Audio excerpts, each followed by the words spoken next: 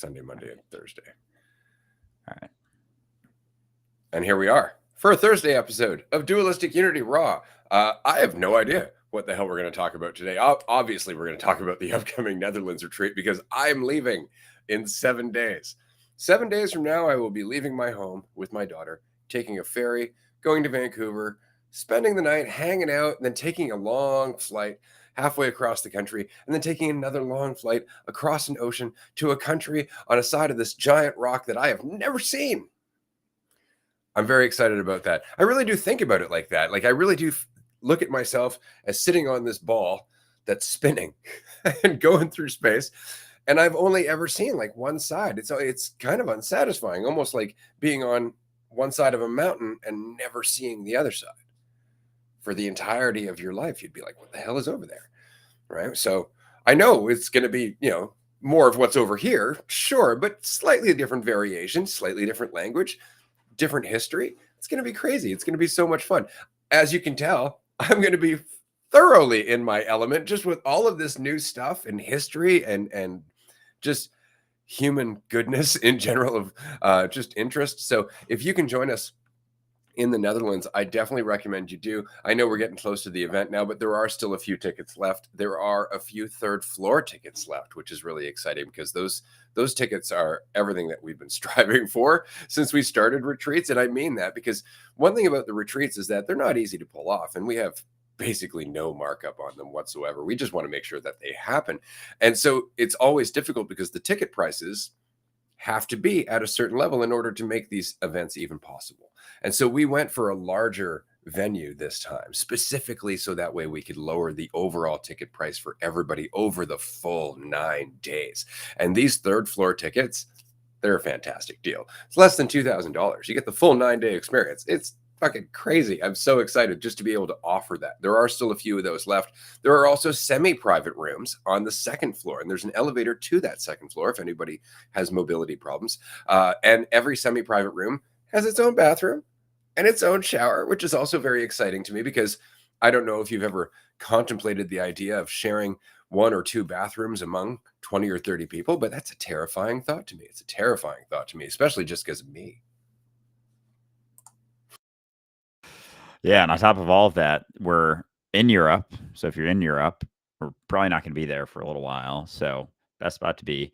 Tickets are on sale for under $2,000. That's, I'm pretty sure, the cheapest we've been able to offer for 9 days. Like that, I said that yesterday, but like New York has this new fucking Airbnb law that basically you can't rent an Airbnb if you don't live in it for a certain amount of time. And so there's no Airbnbs like anywhere. I look and there's like fucking 10 and they're all like $300 a night. And I'm like, what the hell? Like it used to be, it was never cheap, but it was like, 100, 150. So it's actually cheaper to stay at this retreat, get everything paid for, substances, food, lodging, hanging out with us, playing games, just having a great time is actually cheaper than getting an Airbnb in New York City for 9 days, which is you're getting a closet and that's it. It's literally just a bed that you get, and it's not any of those things. So just to put it in perspective, that I realized that the other day, and I'm like, holy shit, that's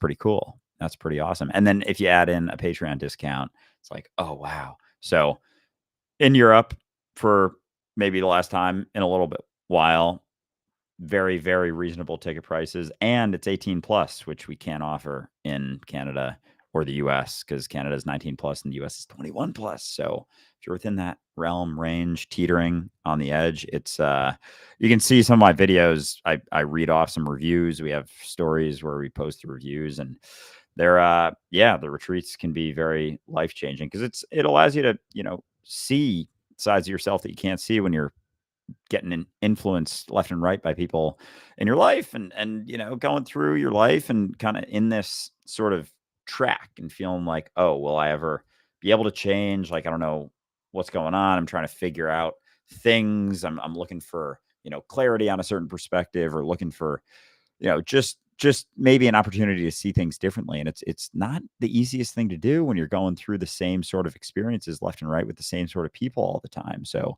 the retreats are an opportunity to just see yourself differently, see reality differently, see life a little bit differently. We're not guaranteeing anything by any means, because you make it what it is. People make it. Everyone makes it what it is. So we can't even necessarily say what a retreat is exactly like, because it's just a space. It's an opportunity.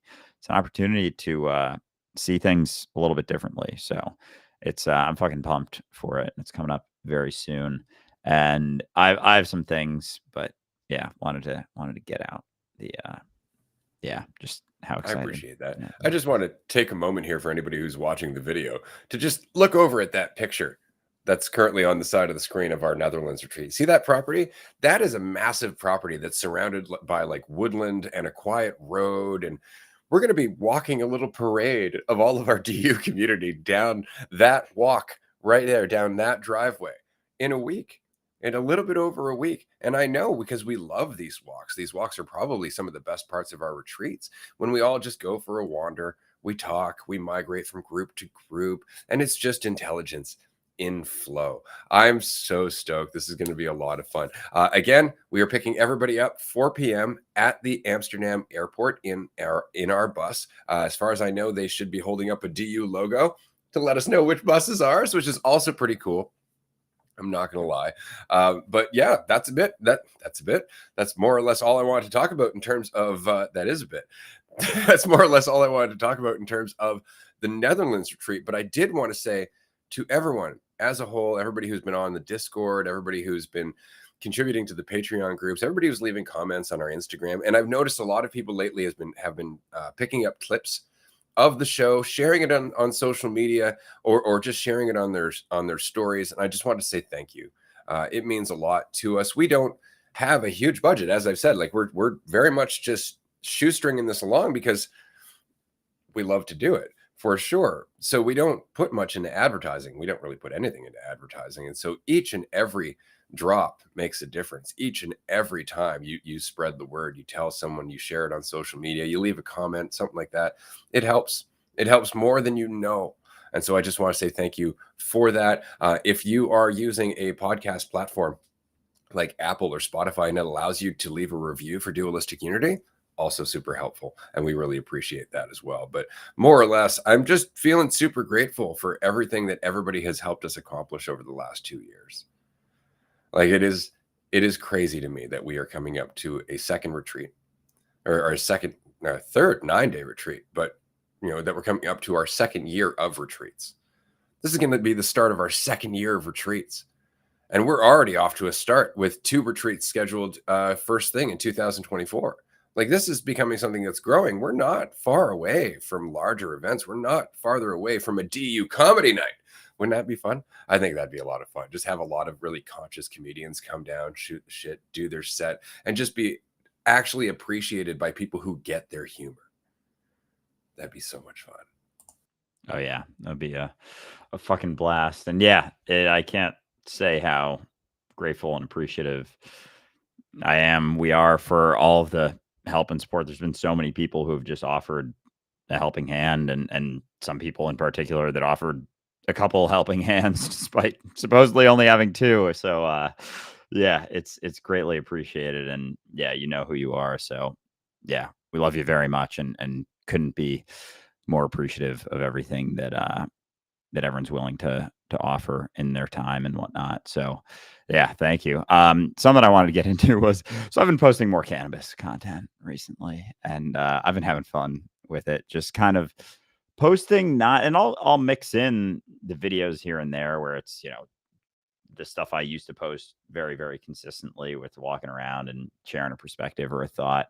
But I've been having a lot more fun with just posting random shit and being more willing to just be myself and share things that I'm interested in without necessarily a rhyme or reason to it. Just showing myself and seeing what comes out, and not really trying to curate a sort of point or something to get across to help someone or share something that's really really deep, and something that you got like a deep insight or whatever, or, great piece of advice. And it's so funny to hear people and get the comments back, because I get them on all the the cannabis videos, whether like I posted a baked cooking video that I filmed it like over a month ago and finally finished up editing. I just got to a point where I was like, fuck it, this is whatever it was, 7 minutes long, and that's what it's going to be, and I'm just going to post it and see what happens, because I don't have so much of a desire to be, to get to a certain spot, because I can't be sure of how things are going to play out. So I might as well not be so goddamn curated in what I'm doing. And so there's some people who will comment things just like sad, oh, why do you need substances? Why do you need these things? Blah, blah, blah. You don't need them. Oh, you used to post all this stuff, and now all you do is post when you're stoned. And it's so funny because, I'll respond and then I'll say like, well, that's so interesting. You're sharing a point of view and you're so sure of it. And, you have this sort of like, people will have this take like, I wish you did different things, or you should be posting different things, or this isn't the type of thing I followed you for. And it's just so fascinating to me that someone is willing to make a comment like that without understanding that, yeah, and sure, everyone has the opportunity to share your opinion. Everyone has that ability, but I also have the ability to respond to those opinions. And it's my video that I'm posting. Like, I'm not going around finding someone else's video commenting how I wish they were different, how I think they should be different. And so I'll respond, be like, well, that's very interesting. And I responded to one this morning, something along the lines of, well, I'm trying to put myself in the shoes of someone who would come on and comment something wishing someone was different than they are, and was getting responses then about how, oh, well, now I'm showing my preference about how I think they should be different than they are, because this is them being themselves, sharing this thing. It's like I get where a comment like that comes from, but it's just not the same thing. Like, someone coming onto a video and posting, "Oh, you used to be so different. I wish you were different." And then me just responding with my point of view. It's like, do you not expect a response? Do you not expect something in return? We've talked about this before, and I know it's like they don't want one, really. And so when I do and I share my perspective Not on unless you agree with them. Yeah. Those comments they want. They love those. Oh my gosh. So, but it's like, okay, hold on. So, do you want me like checking in with you? Here, give me a list of all the things I can and can't talk about. Let me know. And then immediately they'll be like, well, no, it's just like you can do what you want. I have the right to my opinion. I can share my opinion. It's like, okay, but what exactly is coming from this? Like, what do you think you're gonna get out of this? Like, what outcome are you hoping to get? And the reality, like, they don't want an outcome, or they do, and they do want me to be different. And then it doesn't make any sense. Like, I have a tough time wrapping my head around that, but I get it also. But it's just so interesting. Like, the desire for someone, like, when you really dig into it, like, you want me to be different than I am, and you want me to be exactly how you want me to be, but I'm never going to be that. And that's just, it's so fucking funny. Just whenever someone's like, "Oh, you should be different than you are," and I get the response where it's like, "Well, now you're saying that they should be different than they are for not responding to it." It's like, no, my God, like I'm not. I'm just recognizing a behavior. It's not an expectation for them to be different. It's just pointing out, a possibility of where it's coming from. And then I said, hey, if you're trying to get everyone to be different, like, probably not super relaxed, feel free to come have a chat. We can talk about whatever you're going through. And there's there's a little bit of, you know, derision there, tiny bit, but not much. And it's just like, yeah, I'll meet that with the energy that it's given off, which is a lot of expectation and desire for me to be different than I am, which is like the silliest thing to expect from someone. And yet it's kind of normal, I guess, in a lot of ways. So normal. And I just wanted to mention that, it's funny because often the comment, it has an intention to get you to agree with it. But they know you're not going to likely, and that would honestly take away from them judging you. I've actually had people, once I've conceded their point, get angry because their point was conceded and they couldn't judge me anymore, which is kind of ruining the whole thing. But often the point, if it can't convince you, is meant to at least make you feel like you were doing something wrong. It's more or less it. It's like, well, if I can't change your mind to how I think, I can make you feel like a bag of shit for not thinking like me. And that's more or less a lot of the intention behind it. And of course, they're not going to say it like that. It's like, well, I was just worried about your best interest, and I just wanted you to be healthy. And it's always under the guise of good intention, but it's really self-interest. It's really just self-absorption and judgment and that whole thing. And then that's the whole point. Like, you're just going to have to accept that cannabis itself is so easy to vilify, because we have a mentality that vilifies substances rather than takes responsibility. That's more or less it. And so you're going to encounter that. You're just going to. And I like to look at it this way. I don't go out of my way. Like, I don't go out of my way to go up to somebody who's anti-cannabis and go, well, you're a fucking idiot. Like, nah, look at all the benefits. I don't do that, and then it's because people are allowed to do whatever they want. With your content, try and think of it like this. Your social media channel is your house. It's where you keep your shit. It's where you put your pictures. It's where you put your videos. It's where all your stuff is. Somebody walks into your house, starts yelling at you, and then wonders why you're responding. That's fucking hilarious. It's like, you're in my house. You came here, motherfucker. Like, I'm gonna keep answering you. And because you're in my house, somehow unaware of the fact that you've willingly come into this conversation, I'm going to be a tad derisive, because that's fucking ridiculous. That's hilarious. Like, it's just so funny that it's like, well, how could you be so defensive? It's like, you're standing in my living room, motherfucker. I'm just saying, I have a right to comment.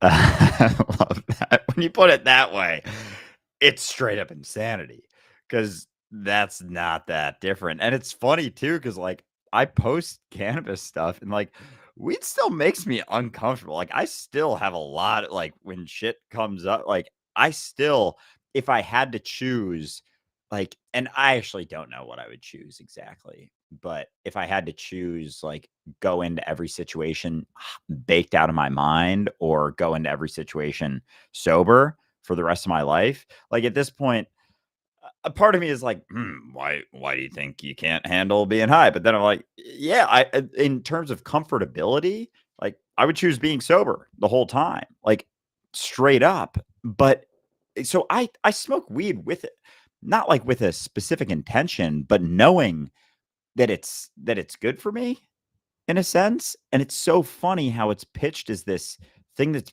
bad for you, but really it's just bad for your idea of yourself. Like if you want to maintain some idea of yourself and be sure and think you can be sure of things, you're going to avoid weed. If you think you can be in control and think that's actually a thing that can happen, that there's a way to control a situation and an outcome to get the thing that you want exactly. And if you spend your life trying to do that and getting to a place where you feel like you have done that, weed's going to come around and smack that shit around. Like it's going to go ahead and fuck all that shit up. And so that's where the idea of it being a bad thing comes from, is it's tough on the ego. It's tough on certainty. It's tough on control. That's what it's tough on. It points it out. It shows it. It's not even like it's tough on it. Just shows you like, yeah, you thought things were this way, but it's not. And so as you're willing to look at that, you're like, oh yeah, I don't know what I am. I don't know the best way to act. I don't have control.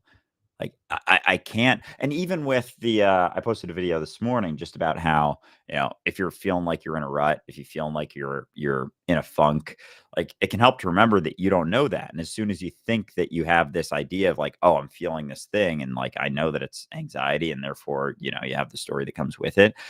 Instead of, because for a while, and I know a common response to that is like, well, you just got to take more control of your life. You just got to wake up earlier. You got to, you know, do this. You got to work out. You got to read, an hour a day. You got to make sure you have your blue light blockers and all this stuff. Like if you're feeling anxious, there are things you can do to get rid of it. And so it's being certain about that and then responding to the false certainty. And that's a lot of the time ways people respond to things like, buildup of energy where they have anxiety or some, negative feeling, like a negative side of the energy is like clamp down on that control, take more control. Whereas it's not certain to begin with. And so recognizing that and being like, oh yeah, but I don't know at the root if this is what I think it is. There's not a fucking like curated 10-step process to respond anymore. It's just, oh, I don't know that. Carry on. But there's no feeling of like I can overcome this. I have certainty and I'm doing this thing. And so cannabis just kind of goes hand in hand with that realization. And that's something that we fight hard. We fight hard. We'll take the illusion of control over just letting go. We'll take the illusion that I can know what's best for me and I can make that decision and I can be sure. So I'll think, I'll think, I'll think, I'll think, I'll think, I'll keep thinking until I basically just get tired of it and like, all right, I'm just going to choose that. But it's always when you choose it, I'm just going to choose that. And you can feel comfortable like you've done all the things you can do, or you could have just done the thing and be equally as uncertain and then found out much more quickly whether or not that was something that could be done. So it's funny, the resistance to cannabis, because, there's a lot of people who will comment certain things, a lot of perspectives out there, but it's just interesting because I have been admittedly like post a lot of the videos I post now are, semi related to weed and just because I'm enjoying that and it's what I'm doing with my life and how I'm posting and what I'm putting in my house, to your point. It's just funny how, people can't help themselves responding and having all of these opinions. I'm totally like cool with that. I'm not saying I wish people didn't respond. Like I enjoy it. Like I enjoy the back and forths. And it's just funny that people come in with the expectation, like walk in to my house and be like, you should be wearing a different shirt today. I don't like the way that shirt looks. It's like, cool. Can you get the fuck out now? You're kind of making a mess of my house because you didn't wipe your feet off when you walked in the door. It's funny. I forget how spoiled you are in terms of cannabis and prohibition, right? Because you think it's bad now, man. Fuck, 10 years ago, had you posted a video like that, someone would have just called the cops.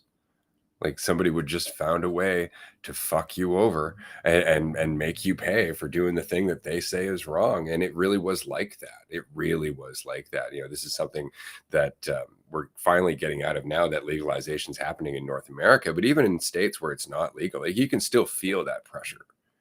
You can still feel that pressure. And think about it, how bad is it? The only way that they can shoehorn cannabis into the legislature is to talk about the medical benefits. That's why it's always medicinal weed that's legal first. That's always the argument. It's like, well, you can't justify keeping this away from people with fucking cancer. Right. And so finally like, well, that's a good point. Okay, well, people have the right to use it for their wellness then. And that's immediately it. As soon as it's like they have the right to use that for their health, there's the fucking crack. Because it's like, okay, so what defines health? Are we talking about mental health?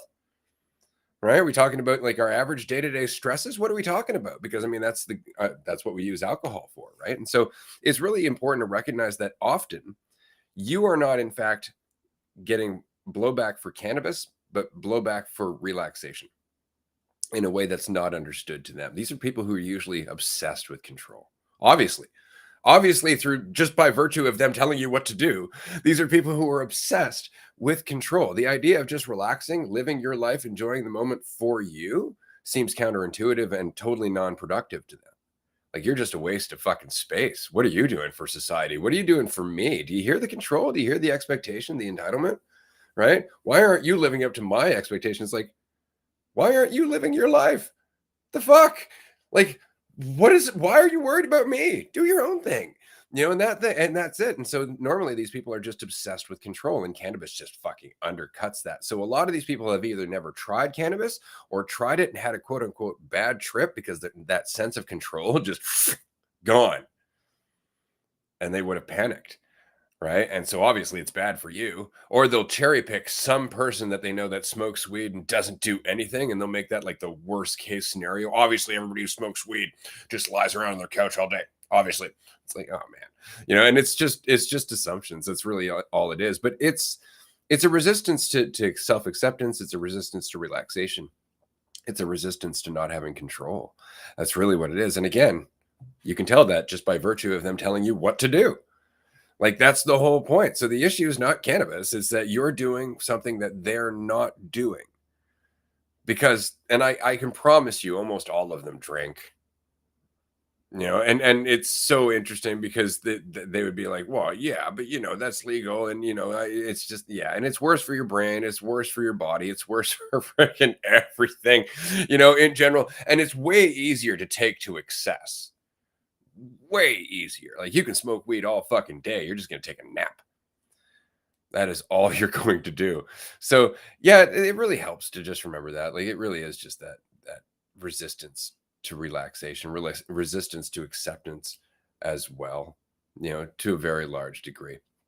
And so don't get too worried about it. But yeah, 10 years ago, man, you are so lucky. I'm so stoked. Every time I see one of your videos, we're like, I'm fucking high. I'm like, that exists now.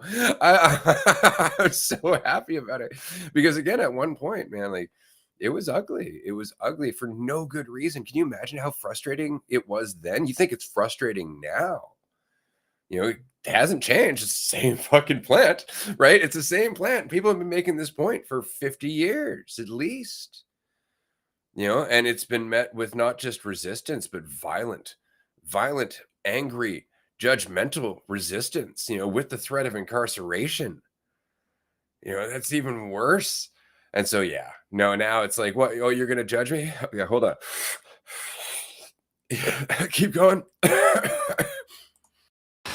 Oh, well said. Yeah, it's I'm very, very spoiled with it, and I'm aware of that, and even and that point that it comes down to their expectation and the selfish expectation. Like, this video isn't as helpful to me as another one of your videos, and therefore it should be different. It's like, oh God, that's a fucking disgusting way of doing things. Like, oh Because my they're really my videos, Andrew. yeah. Like, you're my little bitch slave. Go over there and make a better video that's gonna help me because I'm not feeling great. And when you smoke weed and then show yourself cooking or running, that's not helpful to me. And I don't like that as much. I want you to help me. What do you think you're doing? Posting your own shit, being yourself, thinking about videos for yourself, not considering me first. Like, who the fuck are you? This is my pain. I could go on, but it's fucking funny, dude. And then as soon as like someone hears a response like that, they're like, "Why are you so worked up?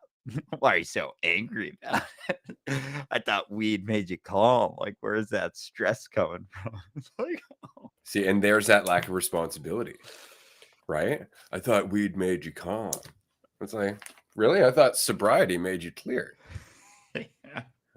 Like, I was pretty sure sobriety would clear all this judgment up, but apparently not. Like, it's just so funny. I wanted to comment actually quickly on something else that you were saying in terms of like addiction.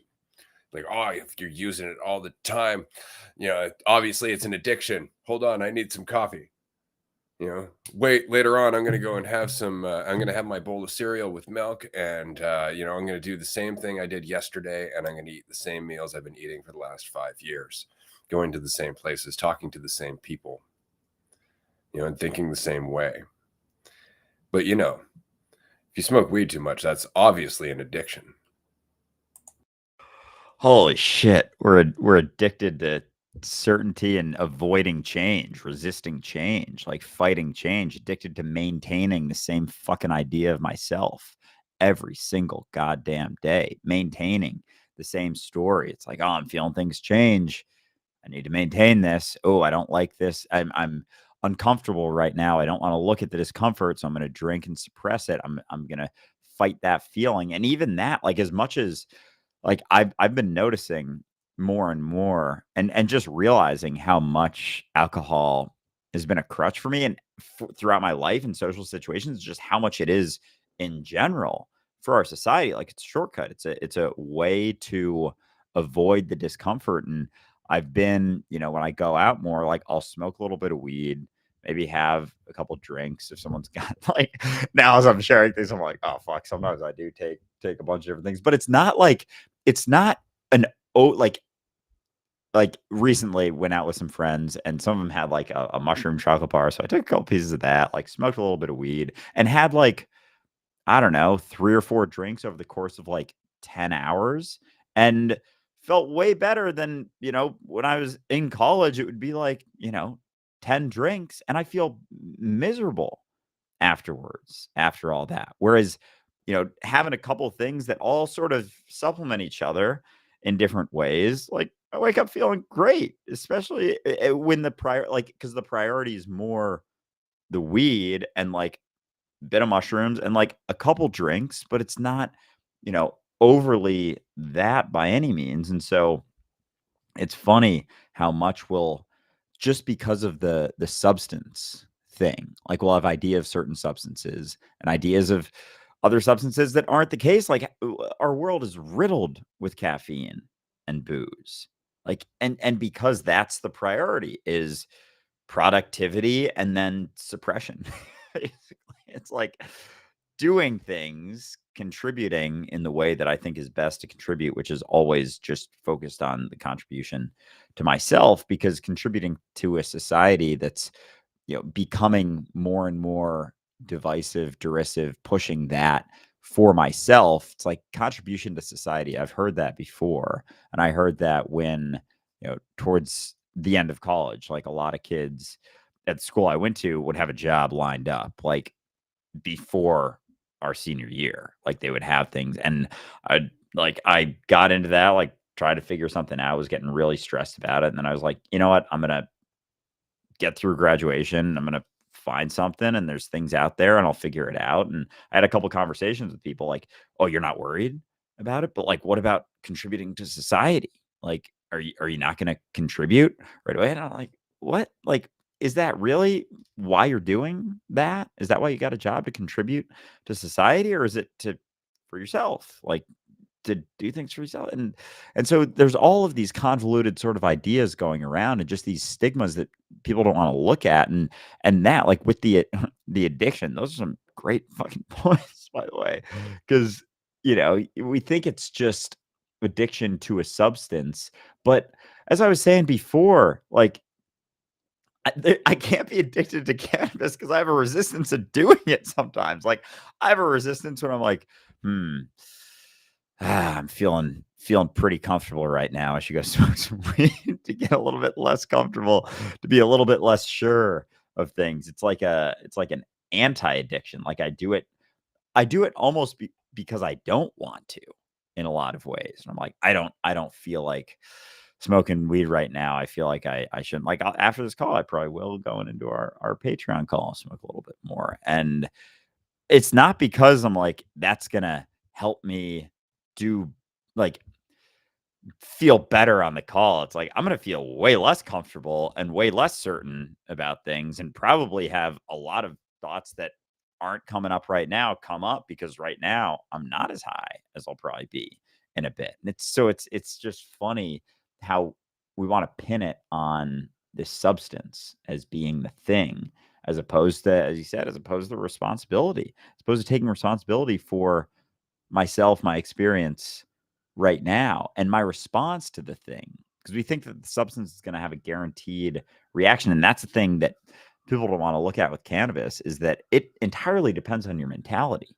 Like you get paranoid and anxious and worked up when you smoke weed. It's like not everyone does all the time. Or people do experience similar experiences, but it's based on your response to that experience. If you start feeling anxious and paranoid and start freaking the fuck out because you don't think you can handle it, because you don't actually have faith in yourself, you've just been able to build up all of these mechanisms of control and structures and ways that you can, guarantee certain things about yourself or feel like more comfortable in certain situations. That shit's going to fall apart when you smoke a little bit of weed.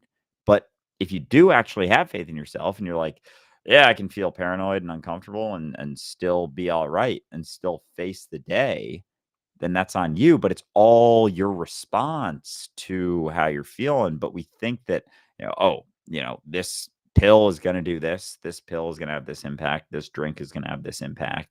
And we think it's like this fucking certainty, this guarantee.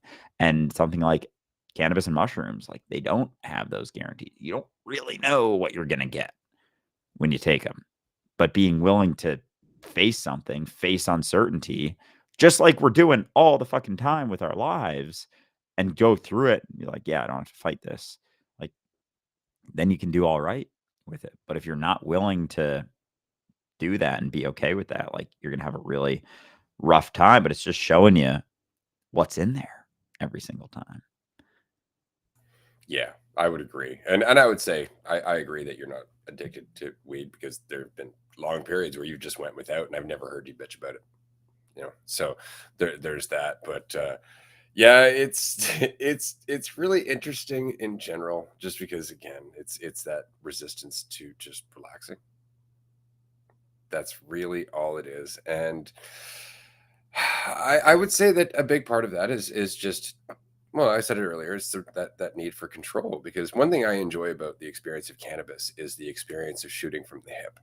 And what I mean is that often when we are quote unquote sober, we will unconsciously think about what we're going to say before we say it. We're going to unconsciously think about a situation before we go into it. We'll unconsciously plan things that we're going to plan how we're going to react, or plan how we're going to respond, or things like that. Whereas when you're high, you're relaxed. And so you're just in the moment. And then somebody comes up to you and they ask you a question. You're like, oh, fuck, I didn't script this at all.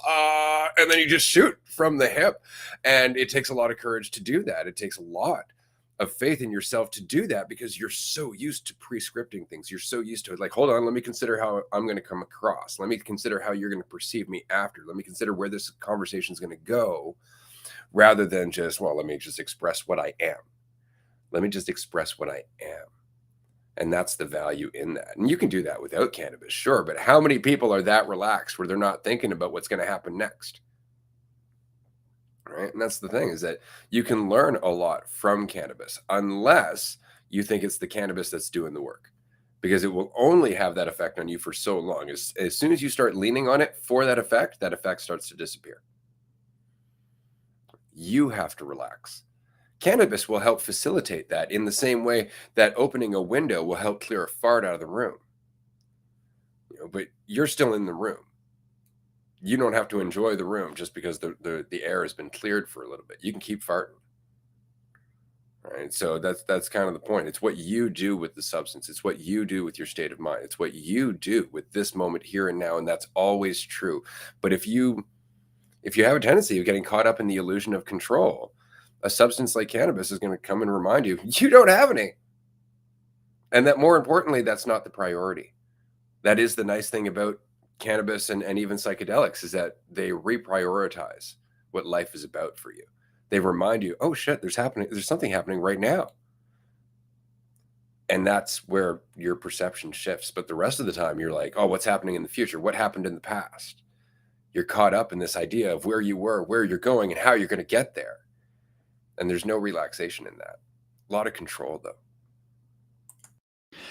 Yeah, because as much as I want to think that knowing what's going to happen, what's next, what's to come, being planned out, having everything pre-scripted is what's best, it's like it gives me comfort in that feeling, but it's not actually the same thing. It's definitely not the same thing as freedom and having that faith in myself, because things do change and things do come up, and I've almost had this ability to, avoid certain things coming up in certain ways, or try to avoid uncertainty when it's still playing out. And so there's sort of experiences that we have, things that we feel, things that I feel, that are repercussions of thinking that I can just avoid uncertainty and control my way out of being unsure about things. But I'm still unsure about things. I'm just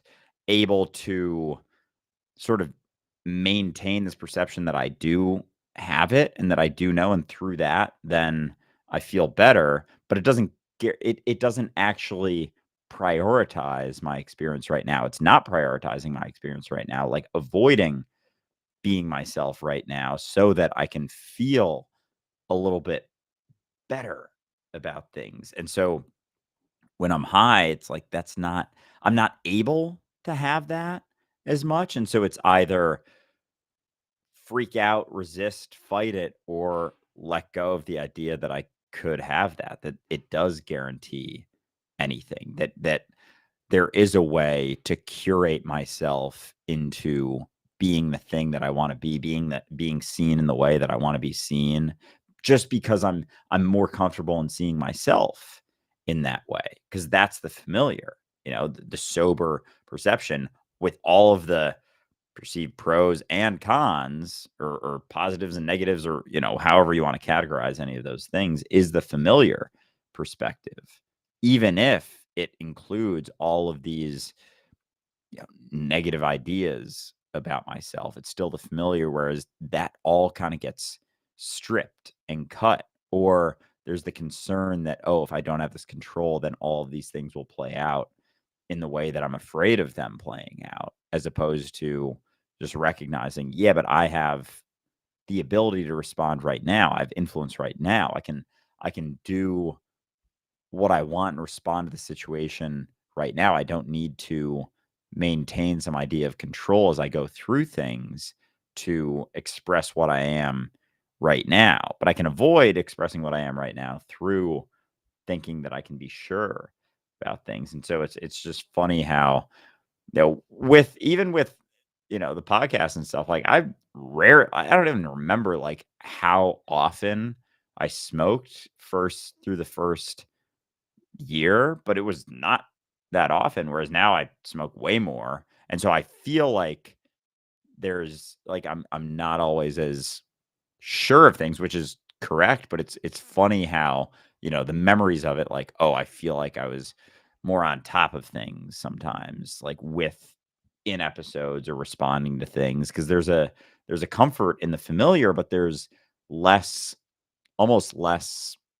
I don't know if it's opportunity or potential in that, because it's being maintained by what I know. Like, oh, I've thought about this. I get this. I've pondered this for a while, and now I'm going to express it. I've prepared this, as opposed to this is me expressing myself right now, and being okay with not knowing how it's being perceived or taken, or realizing that it's not curated. But that goes hand in hand with realizing that, oh, I don't know what the best thing to do is, or how I'm being perceived anyway. So I might as well let go and just express what I am. And so it's almost shows you more of yourself, like the Bob Marley quote, like the herb shows you yourself. Like, it very much does. And if you're avoiding certain components of yourself, like, it's going to express that and show that, and it's going to be easier to express that with cannabis. But I can make it harder on myself if I just fight that way of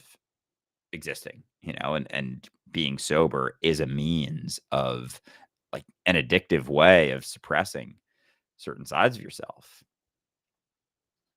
Absolutely. Especially because everything's, again, you tend to rely more on what you've done previously when you're not relaxed, right? When you think you need control, you tend to reach back to previous reactions, previous perceptions, previous things you've said, which is the nice thing about being in that state. There is a lot of potential there, but it's because you're so vulnerable.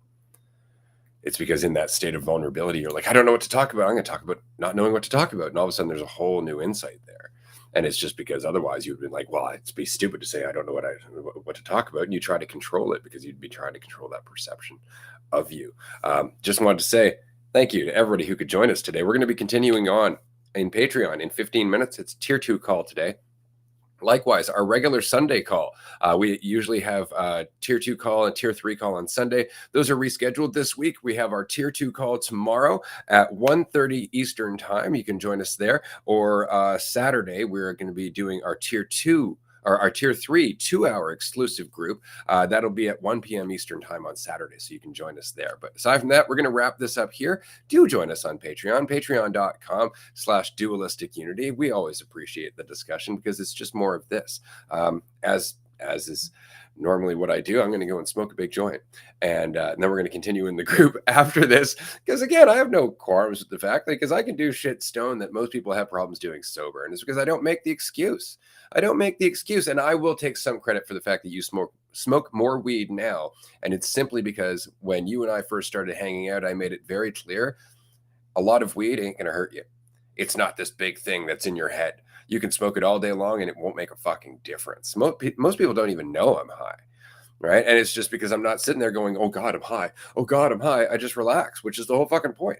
Anyway, we're going to end this here. Thank you, everyone, for joining us. We really appreciate it. We will see you in 15 minutes on Patreon. We love you.